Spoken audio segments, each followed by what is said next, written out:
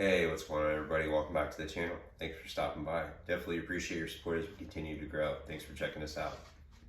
I put together a quick video for you tonight on the reasons why I prefer to purchase used cars over new cars. And if you've seen my videos before, I don't waste a lot of time with interest. So let's go. All right, the first reason why I prefer to purchase used cars over new cars personally is because money, straight up. They're just less expensive. You can pick up a brand new car for 40, 50, 60, 70,000 dollars. That's a lot of money to me.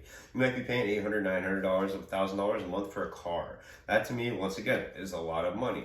If I was gonna have a car payment, I would have a cap on it. My cap would probably be about $400 a month. If I didn't have enough money to put down and I was gonna finance the car and the money that I was putting down wasn't sufficient enough to have my payment be under about $400 a month, I probably wouldn't buy that car. That's just me. That's just kind of how I manage my money. It may be a little different than what other people do. But I don't like to have big lingering bills over my head that take away from freedom in life. So I would rather have a less expensive car or no car payment and still get to enjoy it, but without the headache of being married to a car payment just to impress other people. So that's my first reason, money. They're just less expensive to own a used car than it is a new car. My second reason is going to kind of tie into that. So my second reason why I prefer used cars is going to be depreciation.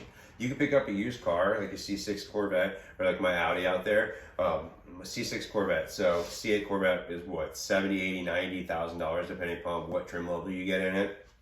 C6 Corvette, you can get one of these under $20,000 if you're lucky. I paid $24,000 for mine, and mine has a manual in it, so it's going to be a little bit more expensive. But it's already been fully depreciated, and if I go to resell this car, I'm probably not going to lose a dime on it. I could probably resell this car right now, actually, for $24,000, and I've owned it for about a year now, and I put maybe 3,000 miles on it. I don't drive it very much. I don't drive either of my cars very much, but it's already fully depreciated. I can put a bunch of miles on it. It's in that sweet spot right now where I can put miles on it. It's not going down anymore until it hits 100,000, so it doesn't really matter. So I'm going to continue to own it and drive it. It's already fully depreciated for the most part. I don't see this car really going down anymore in value. Don't see my Audi going down anymore in value. I picked that up when it was 9 years old, and it's 11 years old now, and I still feel like I could sell it for $12,000, just like I paid for it in the beginning of 2021.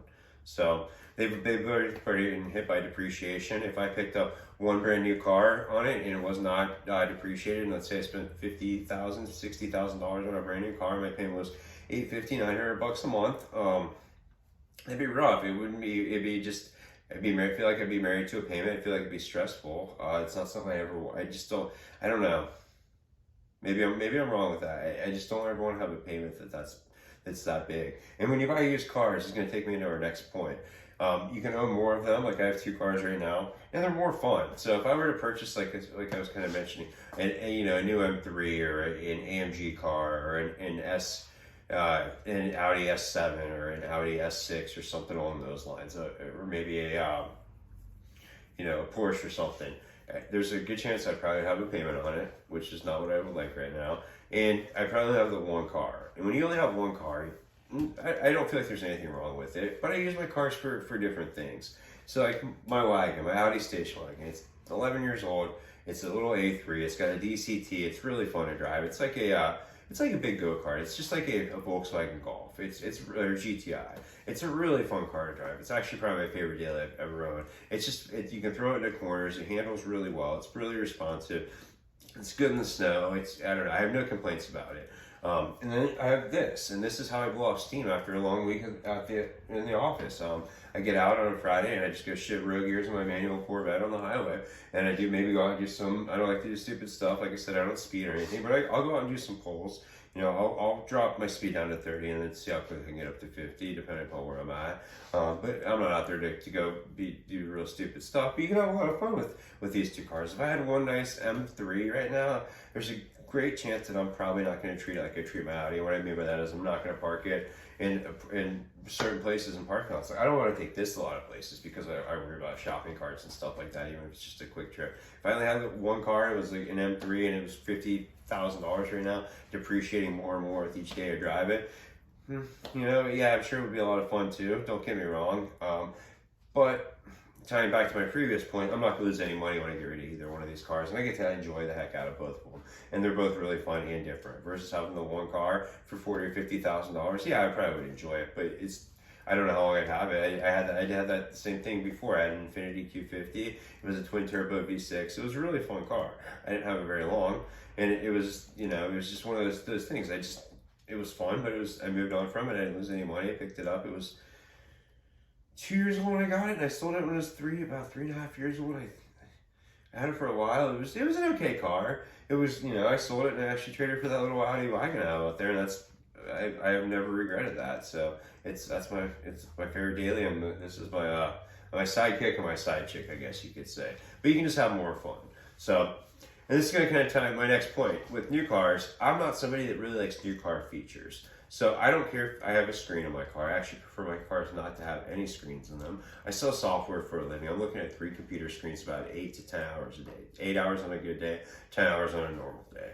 So I'm looking at screens all day. Plus I have a cell phone. Everywhere I go is screens. I go to the gym. That's the only place I go. I go to the gym and there's screens there too. So constantly screens. When I'm in my cars, I want to blow off steam and enjoy them. I don't want new car features. I don't want screens. I hate the safety assist features. I love safety in cars. I'm not saying I don't like safety. I hate the safety assist features. I hate the fact when I'm driving like my wife's car and it has the lane assist feature, I think is what it is, and it pushes me back towards the middle. I don't necessarily use turn signals when I'm driving specifically, and that's not all the time, but if I'm driving late at night, I'm on the highway and there's nobody around me and I'm just moving back and forth between lanes or something like that, I'm not going to flip on a turn signal by myself. Every other time, yeah, I will. But I hate features like that where it just pushes you back automatically. I hate all the beeps and the dings when you get close to a lane. Just not my thing. I don't like new car features. That's why I tend to own a little bit older cars as well. And in new cars, most of them, there's maybe like 2 out there, 3 out there right now. You can't get the 3 pedals and the manual anymore. If you're finding a lot of value in this video, which I hope you are, please do me a huge favor if you haven't yet, and hit subscribe right below, as well as give me a thumbs up, or throw me a comment in there. Let me know what if you prefer new cars or used cars. All right, the next reason why I prefer used cars. So I work remotely. I don't pull into I don't have a traditional commute where I'm pulling into an office parking lot every day. I don't have 45 minutes in traffic every day where I need this modern car with a lot of amenities and comfortability and technologies in it. I work remotely. I work out of my house. So I would leave my house for literally maybe 40 minutes to an hour a day on average, and that's just to go to the gym in the morning and drop our kids off at childcare. And having, if I was working in an office and I had to pull into a parking lot, I'm a very competitive person. I'm in sales, as I mentioned. I would probably have the urge to want to flex on my coworkers because they're going to do it to me. Somebody will pull up in a brand new Ferrari. It's like, how do you top that? And you're going to try and figure out a way to do it because we're competitive people. We're in sales. That's just how it goes. Working remotely, though, I don't now have that traditional commute. I can have a little bit different cars, and people don't necessarily that I work with need to know that what I drive. Like if you drove this into your office, it's going to be flashy. It's going to draw a lot of attention. It's the yellow Corvette. You drove your Audi. It's just your regular car. You drove an M5. It's probably going to draw some attention to it. I don't have that issue being that I work remotely, so I don't even need a car, let alone 2. But I would definitely not want to put a $50,000 depreciating liability in my garage while I'm working all day. It just doesn't make sense to me. So working remotely is the other reason why I prefer to buy used cars over new cars. I just don't have a traditional commute nor the need to have a brand new car with a lot of comfortability and things I mentioned before, like all the modern safety features and new features that cars have. So, and then this is going to wrap up this video here in just a second, but I have one more point.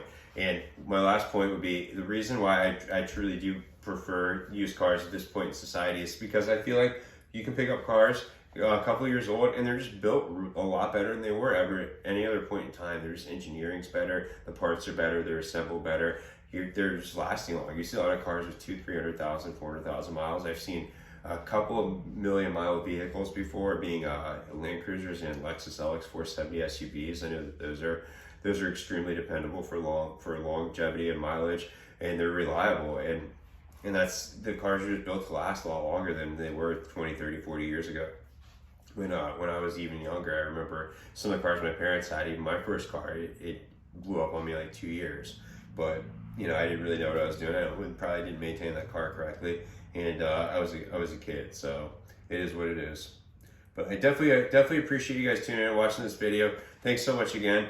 Hope you found a lot of value. If you haven't yet, subscribe. And also, I'm going to put a link in the description. You can pick up 20% off your order on Shine Armor. Shine Armor does sponsor our channel, so I definitely want to give them a shout out. I appreciate everything they're doing. It's a great product. Watch, I have some videos. I'll put them in the description as well for you guys here on the reviews of Shine Armor. So thanks so much for watching again. See you guys soon. Drive safe.